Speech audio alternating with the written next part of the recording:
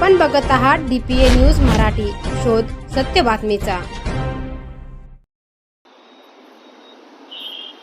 भाऊ नमस्कार। नमस्कार।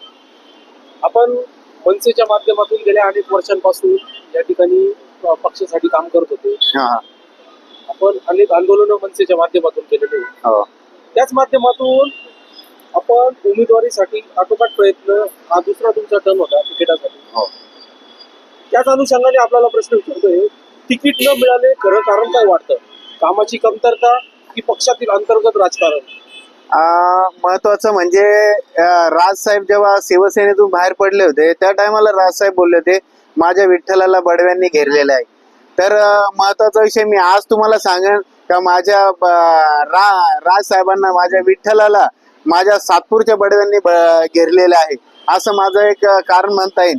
कारण संपूर्ण सातपूरला, संपूर्ण नाशिक जिल्ह्याला माहित आहे की माझं कार्य काय आहे, माझं काम काय आहे, मी पक्षासाठी किती वेळ दिला, पक्षासाठी किती काम केलं, पक्षाच्या किती सभेंना हजर राहिलो, पक्षाच्या सभेंना गर्दी किती घेऊन गेलो, किती लोक घेऊन गेलो, दिवसाआड माझे पेपरवर, न्यूजवर चारही ठिकाणी बातम्या होत्या, रस्त्याची कामं केले, जनतेची खूप इतकी कामं केले। जनतेची अपेक्षा होती यांना तिकीट मिळावं, पण शेवटी स्थानिकांनी राजकारण केलं आणि माझं तिकीट कापण्याचा आटोकाट प्रयत्न करून त्यांनी शेवट माझं तिकीट कापलं। असं वाटतं का आपल्याला अन्याय झालाय? आपल्याला अन्याय तर 100% झाला आहे, पण माझ्या पक्षातील स्थानिक नेत्यांनी मला लावलाय चुना आणि आता मला अजितदादा पवार यांच्या राष्ट्रवादीने तिकीट दिलं आहे, म्हणून म्हणतो राष्ट्रवादी पुन्हा।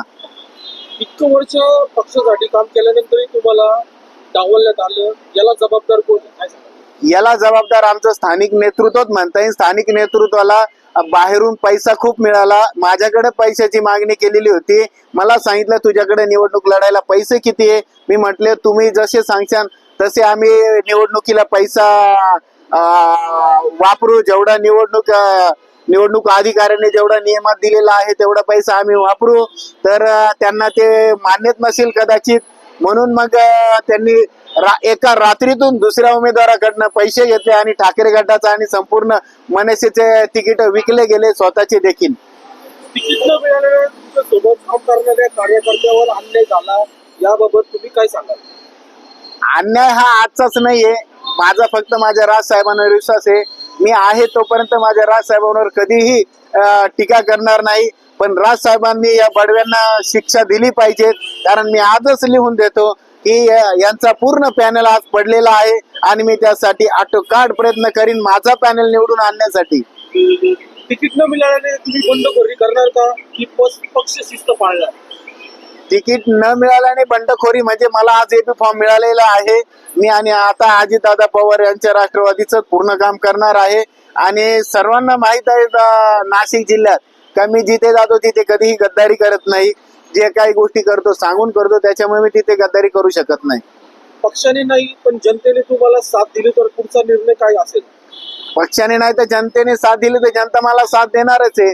कारण आता सर्वांनी बघितलेलं माझ्यावर काय अन्याय झाले, काय अत्याचार झाले, त्याच्यामुळे आता मला जनता मतदानाच्या माध्यमातून मला मदत करणार आहे आणि मला निवडून देईन अशी मला खात्री आहे।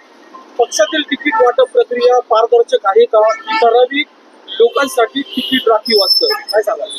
काय झालेलं आहे माहितीये का, सातपूरमध्ये तरी अनेक राजकीय असे मोठे पुढारी आहे का त्यांनी कॉन्ट्रॅक्ट घेतलेला आहे की आम्ही जे ज्यांना सांगू त्यांना तिकीट देऊ आणि आम्ही जे सांगू ते लोकांनी केलं पाहिजे, आमच्या पाया पडल्या पाहिजेत, आमची हाजी केली पाहिजेत, आमच्या बाथरूम मध्ये येऊन धुतले पाहिजेत, अशा प्रकारचे त्यांचे काही म्हणणे असतील। अशा काही स्वाभिमानी कार्यकर्त्यांना ह्या गोष्टी मान्य नसतात, त्याच्यामुळे त्यांनी कदाचित असा डाव रचला असेल।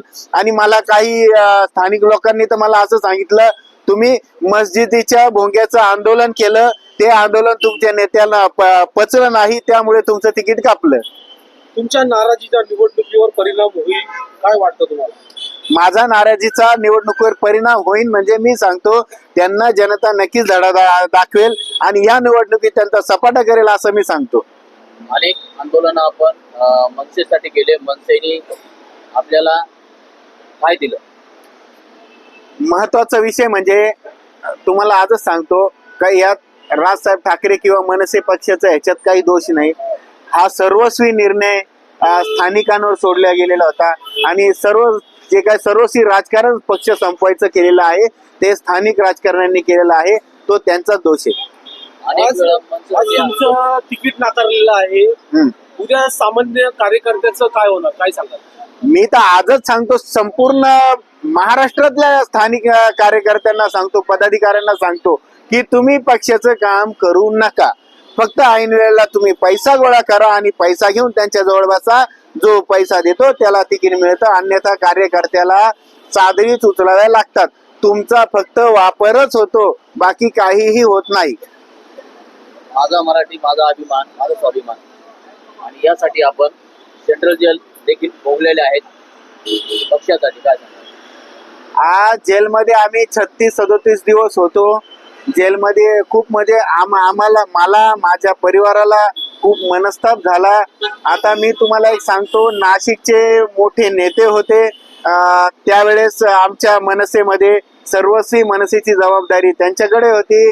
त्यांनी माझ्यासोबत जी स्कॉर्पिओ होती, माझी गाडी घरी लावलेली होती, स्कॉर्पिओ ब्लॅक कलरची.